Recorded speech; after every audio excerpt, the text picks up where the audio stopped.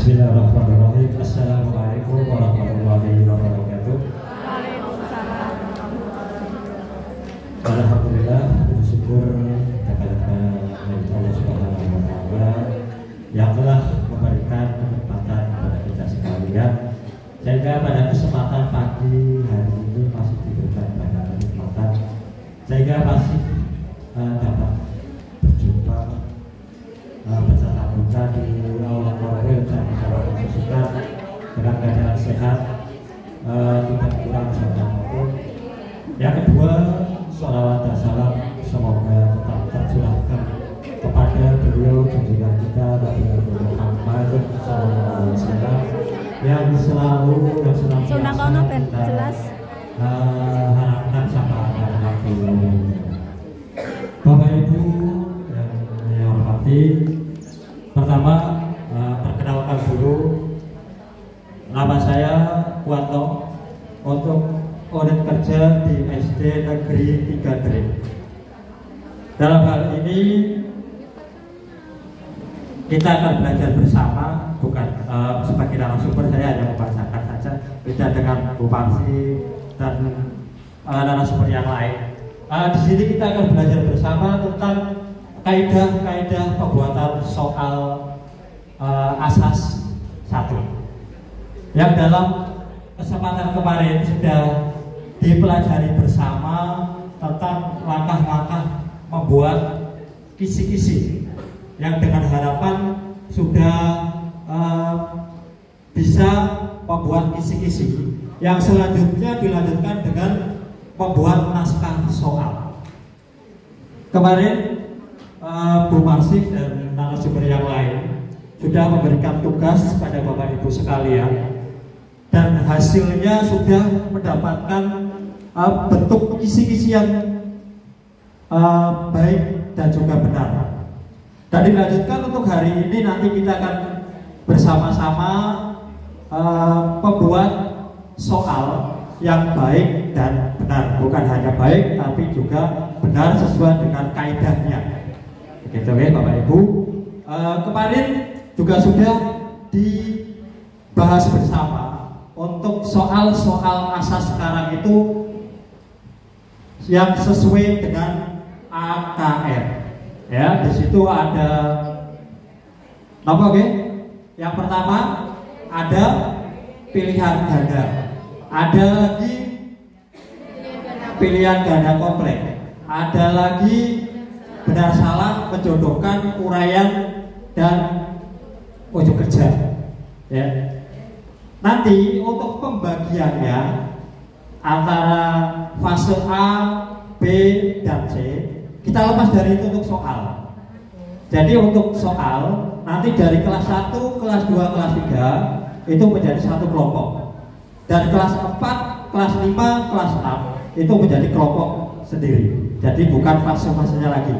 Ya, walaupun dalam soalnya tetap sesuai dengan fase, tapi untuk bentuk dan berapa banyak soalnya kita kelompokkan menjadi 2 kelompok. Yang pertama kelas 1, 2, dan 3, yang selanjutnya kelas 4, 5, dan 6. Untuk kelas 1, 2, dan 3 itu nanti saja Bu. Untuk kelas 1, 2, dan 3 Bapak Ibu sampun pirsa kemarin dalam beberapa asesmen yang lalu, mungkin dari ring 1 yang kemarin sudah dikatakan ya, sudah membuat soal dari pilihan ganda untuk kelas 1, 2, dan 3 berapa Pak Irwanto? Pilihan gandanya berapa untuk kelas 1, 2, dan 3?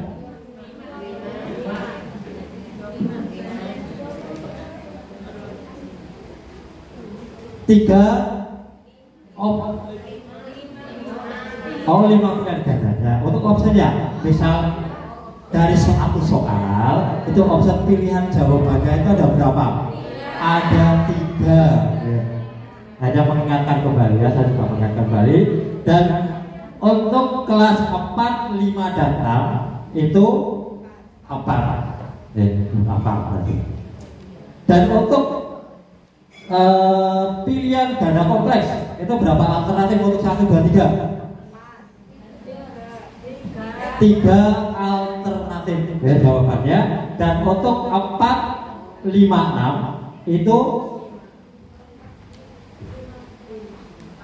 buka saja ya. Nah, ya, ini ada pembagian jumlah soal dan persekoran. Di sini untuk soal kemarin sudah sepakati untuk kelas 1, 2, dan 3 jumlah soalnya berapa ya? 25. Ini ada 30 bisa disesuaikan karena merdeka, tidak harus berjumlah 30 soal karena sudah sepakati untuk kecepatan susukan besok hanya 25.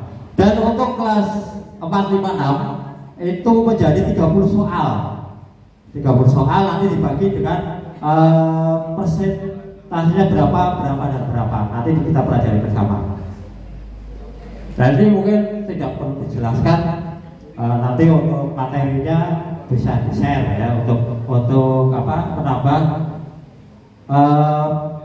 dalam Bapak Ibu membuat soal.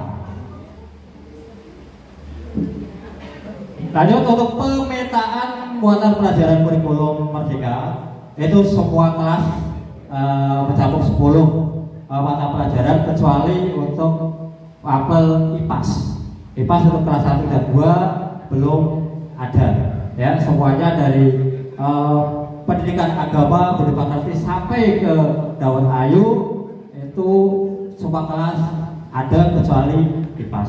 Bagaimana kalau untuk ini seni budaya, ada yang seni musik umpamanya atau yang lain, apakah diperbolehkan? Boleh karena merdeka sesuai dengan sekolahnya masing-masing. Jadi untuk seni dan budaya. Dalam penulisan soal Bapak Ibu ada beberapa prinsip yang harus dipegang oleh Bapak Ibu guru yang akan membuat soal. Yang pertama yaitu valid. Valid yang di sini dimaksudkan adalah mengujikan materi yang tepat. Jadi untuk matematika ya sesuai dengan mata pelajaran matematika dan sebagainya. Yang kedua, reliable. Apa maksudnya? Yaitu konsisten hasil pengukurannya. Sudah ditentukan tujuannya untuk apa. Yang ketiga, fair. Fair di sini yang pertama itu jujur, yang kedua seimbang, yang ketiganya organisasi. Kita bahas satu persatu dari jujur. Maksud dari jujur adalah tingkat kesukaran itu sama dengan kemampuan siswa. Jadi dalam membuat soal kita harus melihat sejauh mana kemampuan siswa atau peserta didik kita. Kalau masih dalam level 2, kita harus membuatnya juga dengan level yang masih di level 2. Jangan melebihi dari kemampuan atau batas kemampuan dari siswa. Yang kedua, soalnya itu tidak menjebak. Tidak menjebak. Nanti yang menjebak yang bagaimana, tidak menjebak yang bagaimana kita nanti bahas di akhir materi. Yang selanjutnya menetapkan persekoran yang tepat. Nah, tadi di awal sudah dibahas ya. Nah, di sini tentang persekoran sudah ditentukan terlebih dahulu sebelum membuat soal. Jadi saya mau memberikan skor 2 umpamanya, dan sudah jelas Bapak Ibu.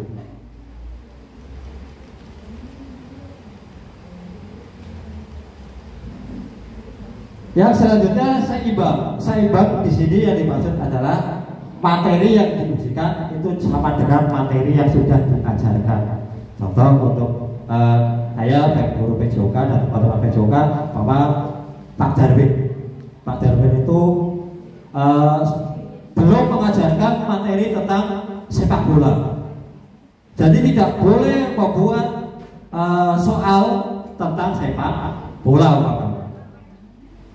Kalaupun dibuat, nanti hasilnya tidak sesuai dengan apa yang diharapkan.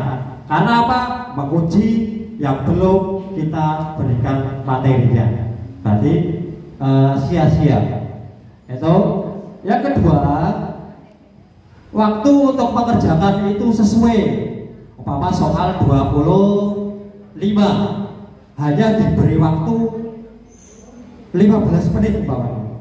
Berarti itu tidak sesuai, tidak seimbang dengan jumlah soal yang kita buat.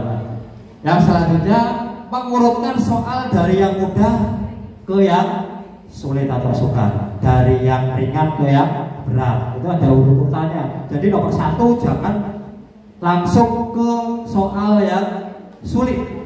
Ya, untuk apa? Memancing peserta didik kita untuk berpikir. Jadi dari ringan, sedang ke berat. Itu untuk urutan soalnya. Untuk organisasi di sini sudah jelas petunjuk dan perintahnya. Oke, Bapak Ibu sudah personal ya, untuk soal asal itu ada petunjuk. Pilihlah salah satu jawaban ya, itu sudah nanti juga dibahas di akhir. Gitu. Layout soal jelas dan mudah dibaca. Layoutnya bagaimana? Nanti juga dari tim sudah disiapkan layoutnya. Mungkin dari Corwell juga supaya sama ya, tidak ada apa-apa dari kelas sekolah A bentuknya seperti ini, sekolah B berbeda lagi ya. Nanti diusahakan untuk satu kecamatan dibuatkan layoutnya yang sama ya, jenis hurufnya sama, ukuran hurufnya juga sama. Nanti disamakan saja untuk lewat soalnya. Yang ketiga, berpenampilan profesional. Yang profesional bagaimana nanti juga dibahas di belakang, karena nanti gambarannya langsung ke praktik. Betul ya Bapak Ibu? Prinsip yang selanjutnya adalah transparan. Transparan yang dimaksud di sini adalah apa yang diujikan itu tugas dan kriteria persekorannya jelas. Tadi sudah dibahas di awal, jadi jelas ya. Soal pilihan ganda, kalau benar nilainya berapa ya Bapak Ibu? 2 ya. Kalau pilihan ganda sama 2, kalau urea itu juga sudah dipetakan berapa skornya. Yang terakhir adalah autentik. Autentik di sini harus hasil kerja siswa dan sesuai dengan dunia nyata.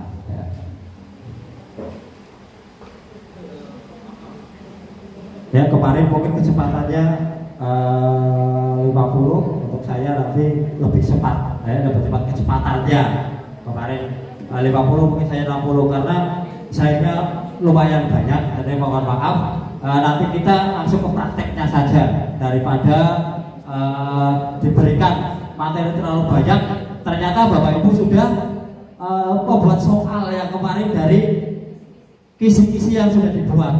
Ya, jadi hanya menyamakan saja, oh berarti untuk soal ini belum sesuai, soal ini pas, seperti itu saja ya. Karena kemarin saya sudah lihat di belakang untuk teman-teman Bapak Ibu semuanya dari kelas 1 sampai kelas 6 juga mapelnya sudah ada soal yang sudah dibuat ya, sudah ada yang 20, ada yang sudah selesai bahkan untuk PAI. Ya, PAI-nya karena untuk motornya sudah lumayan ya hafal, juga untuk yang lain juga sudah selesai. Jadi hanya menyamakan saja. Oh berarti kalau penulisannya ini belum sesuai. Untuk bentuk soal Bapak Ibu ini ada 2, yaitu yang pertama soal yang telah disediakan pilihan jawabannya. Contohnya apa? Yang soal yang telah disediakan pilihan jawabannya. pilihan ganda, itu kan sudah ada jawabannya. Yang kedua, pilihan ganda kompleks. Terus apa lagi? Menjodohkan, itu kan sudah ada jawabannya. Yang kedua, yaitu soal yang tidak disediakan pilihan jawabannya, yaitu ada yang kedua apa tidak penting lagi dibahas ya Bu, karena tinggal membuat saja langsung. Pilihan ganda benar salah menjodohkan itu sudah disiapkan jawabannya. Yang sebelahnya ini yang belum ada jawabannya. Ini untuk isian, jawaban dan urean. Untuk bentuk soal pilihan ganda, kelebihan pilihan ganda kira-kira berapa Bapak Ibu? Untuk kelebihannya kan Bapak Ibu sudah membuat kemarin ada bentuk soal pilihan ganda, ada pertanyaan, di bawahnya ada jawabannya. Sudah bisa kelebihannya ini, kekurangannya ini, sudah bisa merasakan apa belum? Sudah, tapi malas menjawab. Ya, itulah jawabannya. Oke, kita bahas bersama. Yaitu kelebihannya adalah persekorannya mudah, gampang karena sudah ada kuncinya. Ya, itu karena umpama nomor 1 A, nomor 2 B cepat untuk menilai 2 tinggal dibagi berapa juga. Itu untuk persekoran pilihan ganda kelebihannya. Yang selanjutnya, bentuk ini sangat tepat untuk ujian peserta yang jumlahnya banyak, kayak ujian CPNS Bapak. Terus lagi di desa itu kan ada ujian untuk perangkat desa, itu lebih ke pilihan ganda karena dalam kita mengoreksi itu lebih mudah. Dari kelebihan pasti ada kekurangannya. Kekurangannya apa Bapak Ibu? Yang pertama itu memerlukan waktu yang relatif lama untuk apa? Menulis soalnya, karena jawabannya pasti untuk kelas 1 dan 3 ada 3 option, untuk 4, 5, 6 ada 4 option. Itu terkadang memberikan jawaban dari sebuah soal untuk pilihan ganda ini kadang-kadang sampai mentok, ya sampai mentok di jawaban apa lagi untuk pengecoh dalam soal, ya soal pilihan ganda.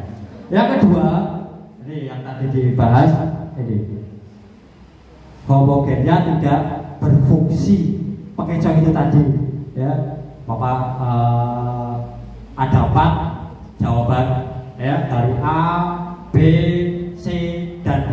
Pasti ada 2 yang salah, ada 1 jawaban sebagai pengecoh dan 1 jawaban benar. Ya, itu untuk pilihan. Dan kekurangan yang selanjutnya adalah ini, yang sering ada kesempatan untuk kita peserta didik kita juga untuk menebak jawabannya. Lah gampang pilihan ganda, pasti sudah disediakan 1 jawaban yang benar. Itu. Jadi ada kekurangannya, juga ada kelebihannya. Selanjutnya adalah komponen soal pilihan ganda. Komponennya itu ada 3.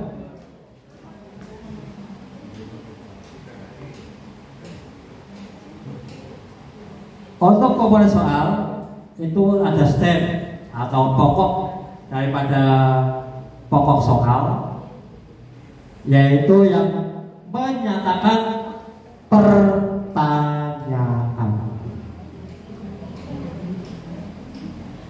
Yang kedua, nanti ada pernyataan. Jadi antara pertanyaan dan pernyataan itu berbeda. Oke. Untuk pertanyaan nanti di akhir dengan ini Bapak Ibu, kata dan tanda tanya. Itu untuk pertanyaan. Dan untuk pernyataan yang ini bentuk soalnya bagaimana? Yaitu dengan diakhiri dengan tanda ini. Dengan tanda titik-titik, berarti kalau tanda titik-titik nanti itu berarti pernyataan, bukan pertanyaan. Nanti dibentuk soal pilihan gandanya. Untuk option atau pilihan jawabannya itu sudah ditentukan yang namanya kunci jawaban. Yang selanjutnya adalah ini distractor. Apa gitu? Masih? Oh masih lupa di situ.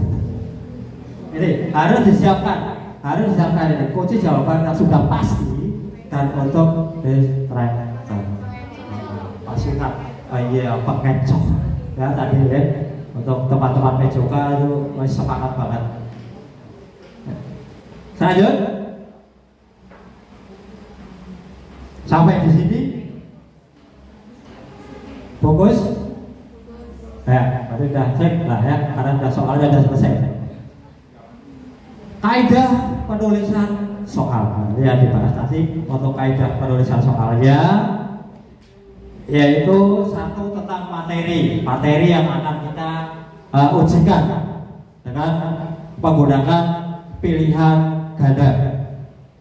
Yang kedua yaitu tentang konstruksi tentang pilihan ganda. Yang selanjutnya bahasanya. Jadi dari ketiga kaidah penulisan soal harus dipenuhi semuanya, Bapak Ibu. Mulai dari materinya, konstruksinya, dan bahasanya itu bagaimana? Kita bahas satu persatu. Mulai dari materi tentang pilihan ganda. Yang pertama dijelaskan di sini, soal harus sesuai dengan indikator. Bapak Ibu kemarin sudah membuat indikator. Nanti di akhir penugasan Bapak Ibu nanti membuat soal pilihan ganda sesuai dengan indikator yang sudah Bapak Ibu buat kemarin. Jadi nanti disesuaikan dengan indikator. Indikator A berarti harus sesuai membuat soal pilihan ganda yang sesuai dengan indikator Bapak Ibu semuanya nanti. Ya, untuk akhir. Jadi indikatornya umpamanya tentang gerak lokomotor, nanti soalnya juga menyesuaikan dengan indikator gerak lokomotor. Jangan indikatornya gerak lokomotor, nanti membuatnya permainan invasi umpamanya. Ya, itu berarti tidak sesuai dengan indikator. Yang kedua, pilihan jawaban harus homogen dan logis. Ya, kemarin sudah dijelaskan oleh beliau Bu Reni ya tentang kata ini. Ya, jadi tidak usah dibahas lagi, nanti malah menambah waktu. Ya, karena sudah kelompok ya, Bu Parsi. Kelompok, saking kelompoknya nanti hilang. Yang ketiga, setiap soal harus mempunyai satu jawaban yang benar. Nah ini, untuk pilihan ganda tadi sudah disinggung di awal, satu pilihan jawaban benar, dua salah, dan satu untuk mengecoh. Walaupun itu jawaban salah sebetulnya, tapi harus ada jawaban yang untuk mengecoh. Nanti hanya satu jawaban yang benar. Yang kedua, nanti tentang konstruksinya, konstruksi bagaimana membuat soal pilihan ganda. Konstruksi yang pertama yaitu pokok soal harus dirumuskan secara jelas dan tegas. pokok soal tadi, karena saya guru PJK, membahasnya PJK saja. Kalau yang lain nanti takutnya salah. Untuk pokok soal yang kita, karena kita membuat persoalan pada hari ini, jadi membahas tentang persoalan saja. Pokok soal kita akan membahas di pertanyaan itu tentang permainan net. Permainan net, teman-teman. Berarti yang ada hubungan dengan permainan net itu contohnya apa, Pak Darno? Orang konsentrasi, orang balap, ya.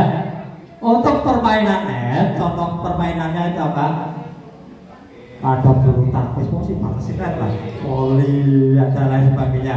Ya, itu untuk pokok soal permainan net. Berarti bentuk soal pilihan gandanya itu yang menjurus ke permainan net.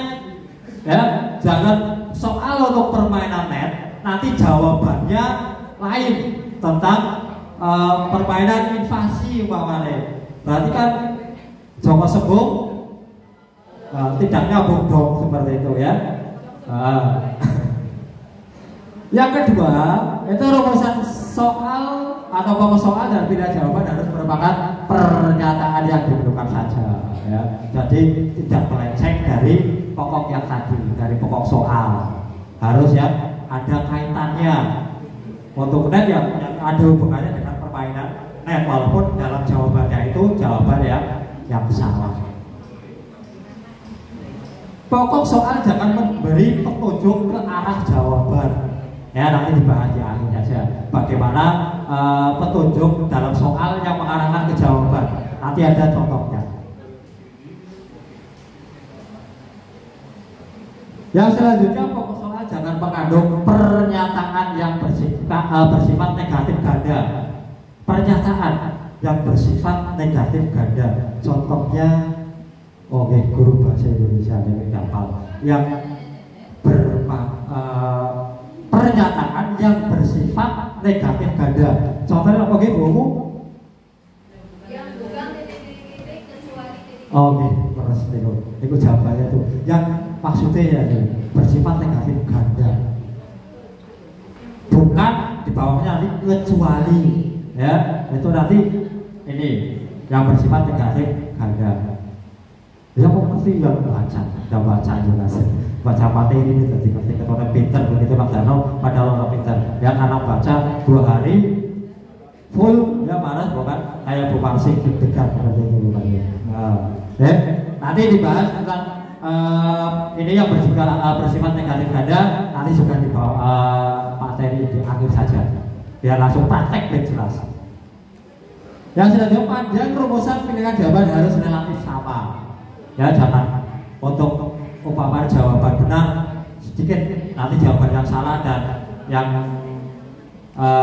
penyebab itu panjang-panjang. Nanti kan sudah tahu anaknya, berarti jawabannya A, yang B, C, D salah. Jangan seperti itu. Di relatif sama, misalnya panjang ya panjang semua. Kalau pendek umpamanya ya pendek semua. Pada jawabannya.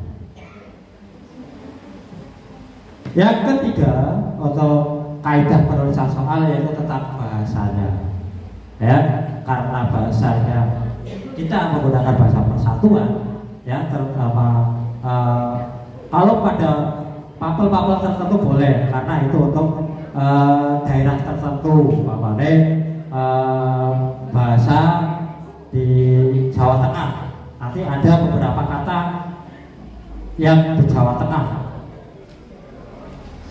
Dalam bahasa ini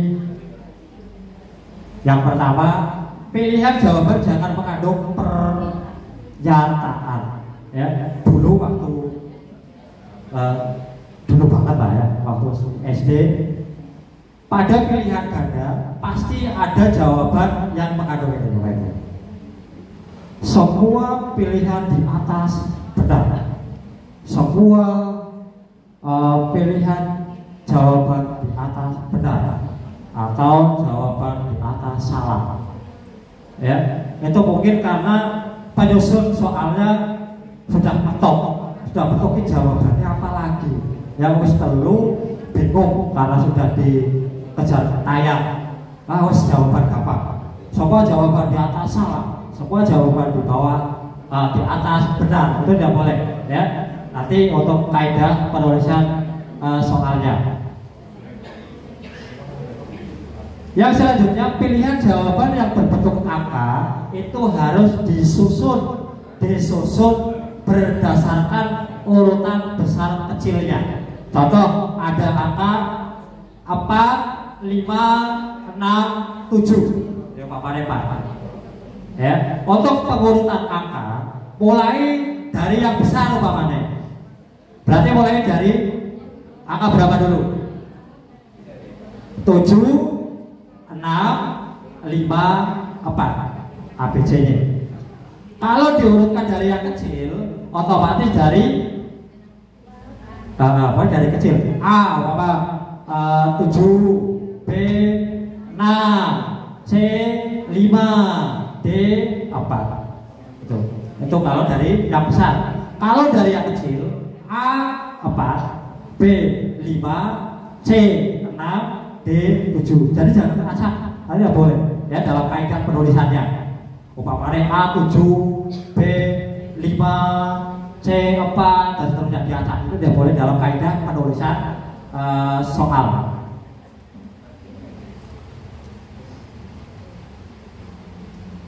Untuk gambar grafik, tabel dan lain sebagainya itu juga harus dijelaskan.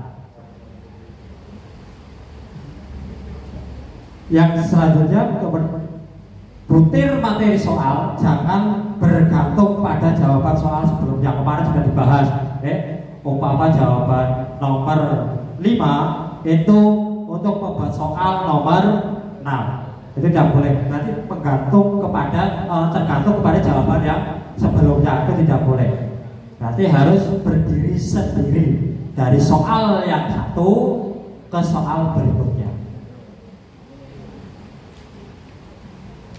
Setiap soal harus menggunakan bahasa yang sesuai dengan kaidah bahasa Indonesia. Nanti bahasa akhir saja dengan praktek. Ini hanya untuk pengetahuan Bapak Ibu saja.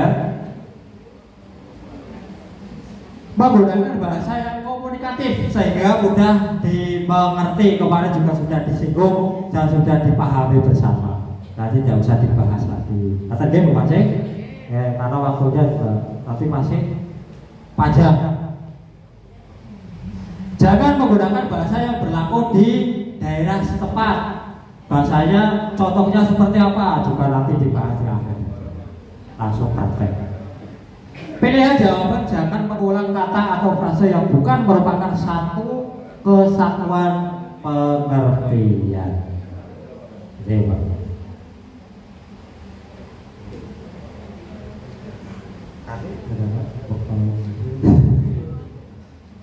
Sudah sedikit lagi, tinggal berapa slide lagi sudah selesai. Sudah, terima kasih pokoknya. Tenang waktu sebentar lagi selesai. Selanjutnya soal isian.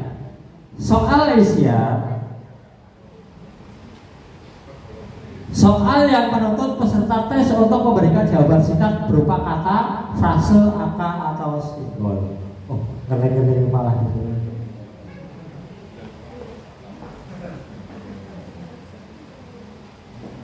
Lanjut, kita coba.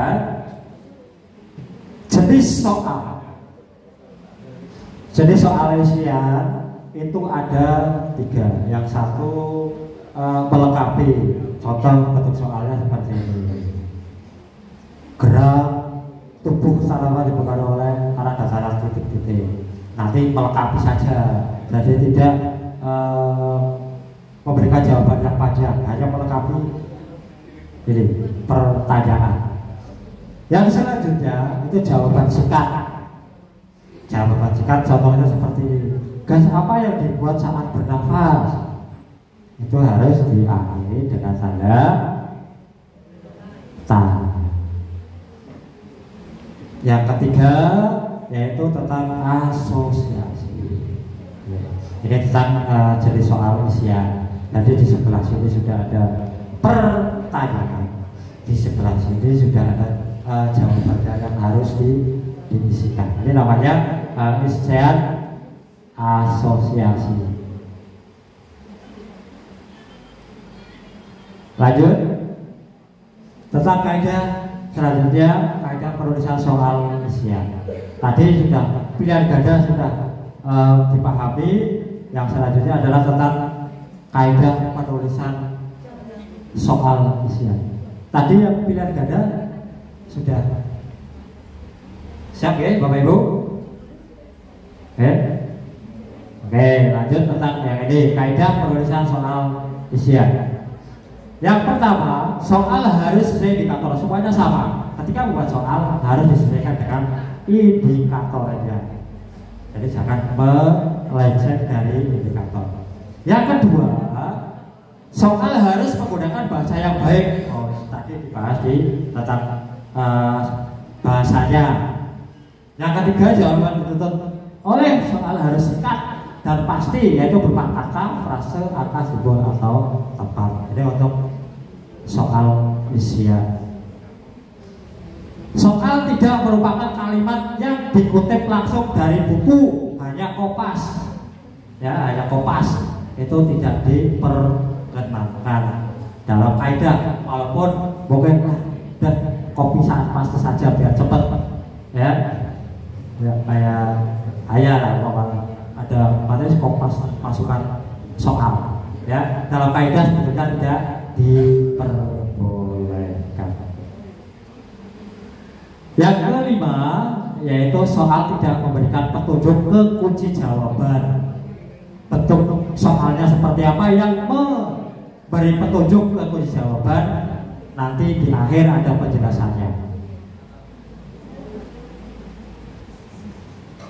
Selanjutnya dengan soal uraian. Nah, berarti pilihan ganda sudah, isian, uraian, bentar lagi selesai. Dalam soal uraian, ini soal yang jawabannya menuntut siswa untuk mengingat dan mengorganisasikan gagasan-gagasan atau hal-hal yang telah dipelajari dengan cara mengemukakan gagasan tersebut secara tertulis dengan kata-katanya sendiri. Ini biasanya untuk jenis soal uraian. Jenis soal uraiannya itu ada dua. Yang pertama uraian yang objektif, yang kedua non objektif. Yang objektif itu punya bagaimana? Yang menuntut sehingga jawaban yang sudah dirumuskan, berarti sudah ada jawabannya. Ya, sudah ada jawabannya, berarti nanti masuknya ke uraian yang A, ke uraian yang objektif. Kalau yang jawabannya yang B, yang non objektif, berarti menuntut sehingga jawaban dengan rumusan menurut pendapat masing-masing peserta didik, yang pada dasarnya adalah tidak melenceng dari pertanyaan yang kita buat. Ya, umpamanya contohnya apa ya Pak Nirwanto untuk memulai panjenengan yang ada jawaban yang sudah ada jawabannya, pertanyaannya sudah ada jawabannya. Bapak Pak Nirwanto.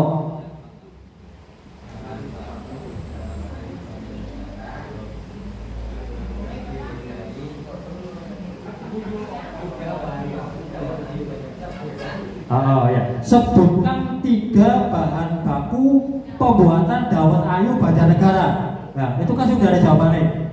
Berarti apa yang pertama? Oh, Pak Nirwanto. Oh, iya, itu sudah ada jawabannya. Tapi kalau yang non objektif, yang ini jawabannya sesuai dengan pendapat masing-masing peserta didik atau siswa. Contohnya yang mudah. Bagaimanakah? Oh, bukan bagaimanakah? Jelaskan urutan melakukan gerak kombinasi.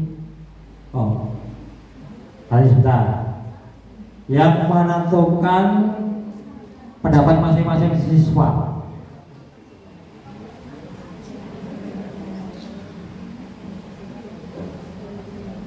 Coba untuk pejokannya Mas dibantu. Monggo Mas Darwin. Tadi dapat aja sudah. Apa contohnya? Yang jawabannya menyelesaikan dengan pendapat dari peserta didik. Monggo dari guru kelas, monggo. Mumpung masih sharing, nanti kalau berarti belum sesuai dengan yang ini non objektif. PAI monggo.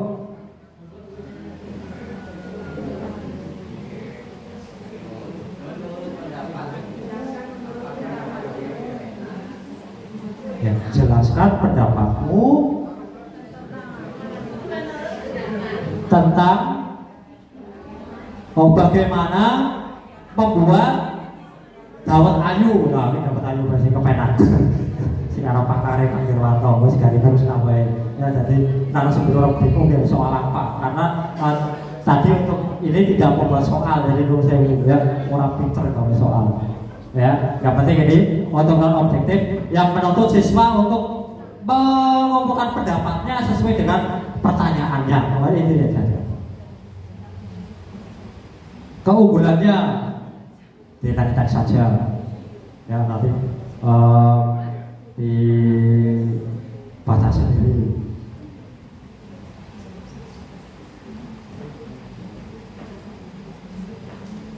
Ini ada beberapa keunggulan, juga ada kelemahan pada soal uraian.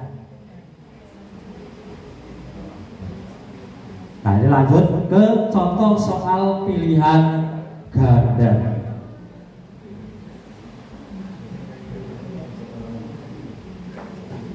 Yang pertama, soal harus sesuai dengan indikator. Contoh, di sini ada indikator siswa dapat menyelesaikan masalah dalam kehidupan sehari-hari yang berkaitan dengan luas bangun datar. Ini indikatornya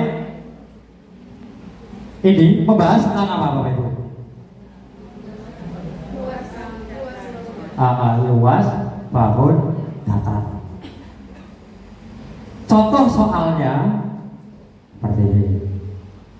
Monggo dibantu membaca sendiri saja. Sebuah taman berbentuk persegi panjang berukuran 16 meter kali 10 meter dan seterusnya.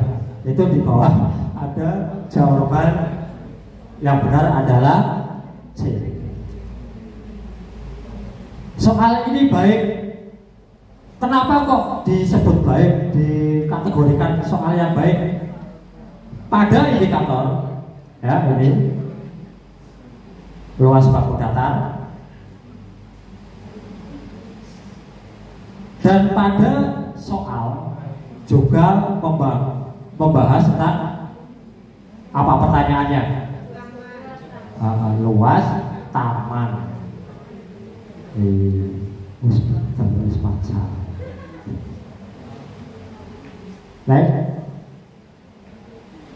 Tentang konstruksinya tadi kan ada 3 ya. Yang pertama soal, konstruksi, dan bahasa. Pokok soal jangan memberikan petunjuk ke arah jawaban yang benar. Bentuknya seperti apa? Jadi ada soal matematika lagi, membahas tentang sebuah segitiga. Dalam soal dituliskan segitiga sama sisi adalah segitiga yang mempunyai semua sisinya sama panjang dan semua sudutnya sama besar. Gambar di bawah ini yang merupakan segitiga sama sisi adalah gambar. Menurut Bapak Ibu, jadi ada pertanyaan seperti ini. Apakah soal tersebut baik? Jawabannya bebas baik boleh, karena ada 2 jawaban. Yang satu baik, yang satunya tidak baik. Tapi harus disertakan alasannya aja. Kayak elek jangan seperti itu. Jadi ada jawaban yang menunjukkan bahwa si A itu jelek. ya eleke karena bla bla bla bla. Nah, harus di lengkapi itu. Monggo dari Papel apa dari kelas dulu? Sukarela apa ditunjuk? Ditunjuk. Oh, sukarela. Monggo sukarela. Hanya ini salah betul, tapi dengan catatan tadi harus ada jawaban lain kodenya tadi. Saya menyatakan salah, salahnya di sini ya, harus seperti itu. Jadi ada penguat ketika menyatakan benar atau salah. Monggo 3 menit.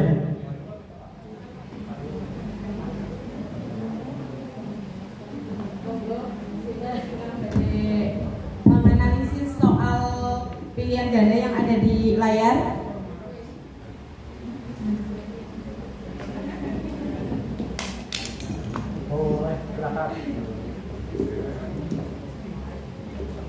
Monggo Bapak Ibu dari sayap kiri, tengah ataupun kanan. Yuk, sinten nggih? Tengah? Yang matematika silakan, yang matematika saja karena bidangnya di matematika. Yang matematika kelas 1, 2, 3, 4, 5, 6 boleh. Sinten nggih? Bu Umu? Bu, saja, Bu. direwangi Bu, Ya. direwangi. Nih. Bu Leni, monggo. Sini maju Bu. Nih aja Bu, ada Bu. Siapa yang milih jenengan ya Bu Atin dia. Atin. Nah, Bu Atin ya SD 2 Gumelem Kulon. Nggih, monggo Bu. Apakah soal tersebut baik menurut panjenengan Bu? Kalau menurut saya itu kurang baik karena ada indikasi ke arah jawaban yang benar. Dari kata-kata segitiga yang sama sisinya, di situ kan mereka bisa mengira-ngira oh gambar yang sisinya sama yang A. Saya seperti itu. Mungkin ada jawaban lain? Oke, monggo. Pernyataannya baik, tapi pertanyaannya yang kurang baik. Oh, ya. Pernyataannya baik, pertanyaannya yang kurang baik. Kurang baiknya di mana? Alasannya? Seharusnya menunjukkan pertanyaan yang lain, misalkan berapakah besar sudut segitiga, misalkan. Ya, terima kasih. Jadi yang pertama dulu, tadi menyebutkan soal tersebut tidak baik, nah, kita saja tidak baik. Kita langsung ke pokok permasalahan, yaitu di sini. Oke, di atas sudah pokok soal jangan memberikan petunjuk ke arah jawaban yang benar. Di sini petunjuknya apa Bapak Ibu? Iya ini maksud dari segitiga sama sisi sudah dijelaskan, berarti tanpa berpikir peserta didik tahu, ya peserta didik tahu oh ini, ya karena apa sudah dijelaskan di soalnya. Terima kasih Bu siapa tadi? Juga terima kasih Pak Irwanto. Iya, tepuk tangan. Ya jawabannya ini ada ya, yaitu langsung terbaca di sini di atas.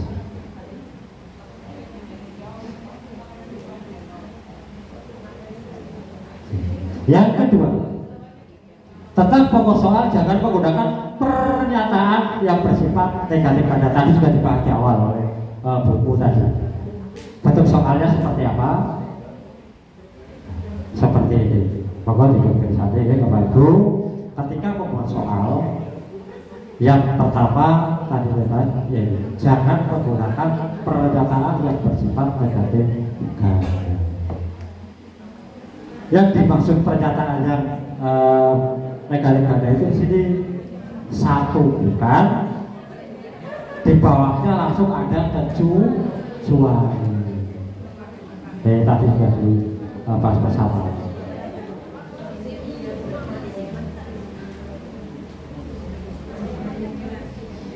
Sebenarnya soalnya seperti ini, beda dengan tadi yang di awal. Nah, soal yang satu, yang setelah ada perbaikan, ini soal bentuk yang baik. Tentang bahasa, ada soal seperti ini. Bapak tidak pernah dilihat tadi pembahasan tentang pilihan ganda. Yang selanjutnya tadi tentang penulisan. Sudah ketemu?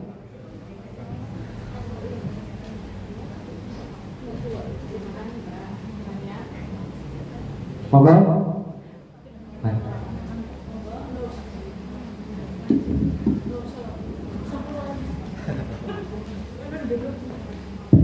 Terima kasih Sewu, sedikit memberikan pendapat terkait contoh soal pilihan ganda yang ada di layar. Itu ada yang mengganjal di sini yang poin D.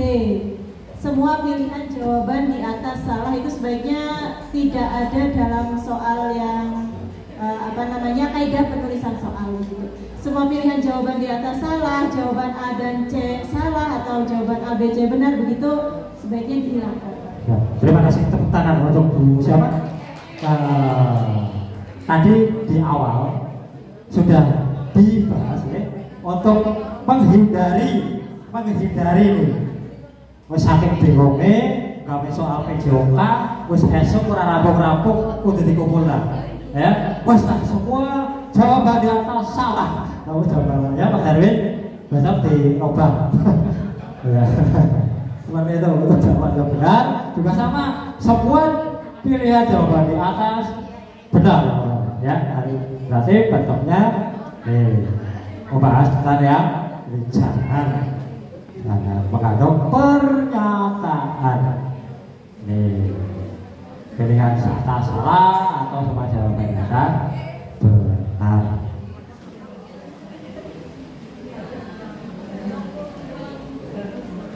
Yang baik yang bagaimana Bapak Ibu? Yang baik seperti ini contohnya, nanti bisa dibukakan sendiri oleh Bapak Ibu. Lanjut.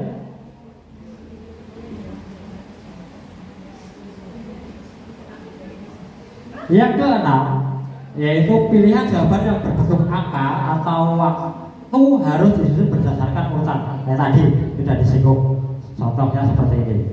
Nah, monggo. Ini ada angka 77, 45, 68, dan 36. Apakah urutannya sudah betul atau belum? Sudah apa belum? Belum, ya. Karena apa? Kalau mengurutkan dari yang besar dulu ya, menyusunnya dari 37, seharusnya jawaban B itu berapa? 68. Baru yang C 45. Seperti itu. Apakah boleh dibalik? Boleh. Yang penting jangan acak. Umpamanya A 36, B ini 45, C nya 68, yang D baru 77. Yang benarnya seperti itu.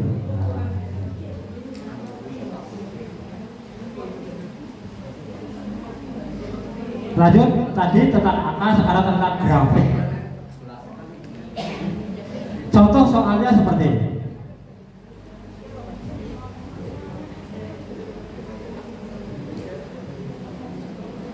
Ya, monggo diberikan satu. Boleh sambil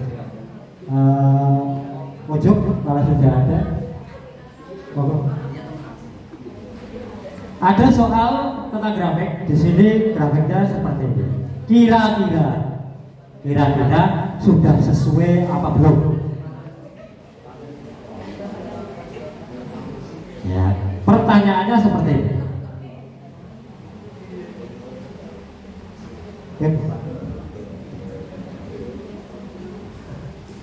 Ada yang mengganjal lagi Bu Evi tadi soal. Tapi soal kok mengganjal jadi Ini ada soal seperti ini.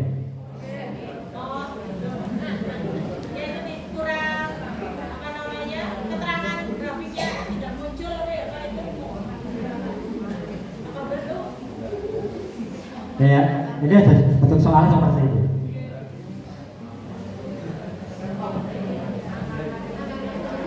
Angkanya tidak ada. Oh ya, oke. Kita lanjut. Apakah diagram sudah jelas? Belum jelas. Karena apa? Untuk jumlah muridnya berapa, berat badannya berapa di sini belum dicantumkan. Ya. Ya, belum jelas. Yang jelas bagaimana? Oke, belakang ya, bukan seperti itu. Tapi yang baik bentuk soalnya seperti ini. Nah, beda. Tadi belum ada jumlahnya berapa dan berat badannya berapa. Nanti harus dilengkapi seperti ini.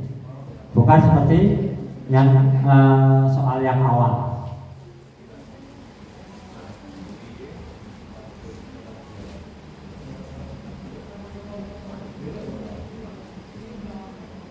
Rumusan butir soal harus menggunakan bahasa yang sesuai dengan kaidah bahasa Indonesia. Ini sudah membahas tentang bahasa. Bentuk soalnya seperti ini.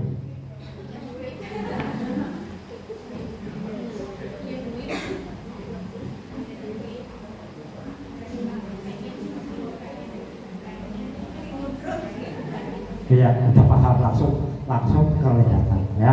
Ada ini. Terus apa lagi? Ini ya. Tapi yang dibahas di sini ada satu, duit, karena penulisnya kawin duit bayar lah. Ya. Nih. Ya, sebetulnya di atas ada.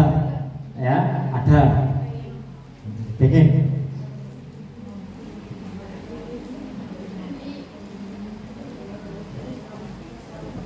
Jangan menggunakan bahasa yang berlaku. Jangan cepat. Contohnya ini ada soal seorang petugas bandar lagi dan seterusnya. Ini ada soal seperti ini. Menurut Bapak Ibu, ini sudah sesuai apa belum? Kok bisa nih belum? Ayo. Bisanya kok ini belum? Oh iya. Udah meskipun lah ya, tidak usah dijelaskan. Nanti malah gue ya, ini ya, Nanti ada yang lebih penting yaitu membuat soal langsung aja. Wah, terima kasih sudah selesai. Nanti belum ada tugas. Mungkin hanya ini untuk kaidah-kaidah penulisan soal dari pilihan ganda kompleks, urean dan isian. Nanti dari awal penulisan kaidah-kaidahnya dilanjutkan dengan tugas yang kemarin sudah diawali dengan membuat kisi-kisi. Nanti dituangkan langsung diberikan tugas untuk membuat soal yang sesuai dengan kaidah-kaidah penulisan soal yang tadi sudah kita pelajari bersama. Bentuknya seperti apa? Nanti berpasangan. Umpama saya dengan teman sebelah. Oh, ini soalnya sudah bagus. Oh, ini masih kurang.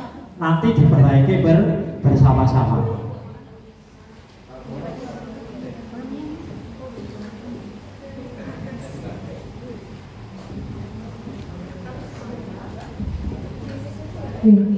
Ya, yang sudah menerima kertas situ kan ada kertas, nanti dituliskan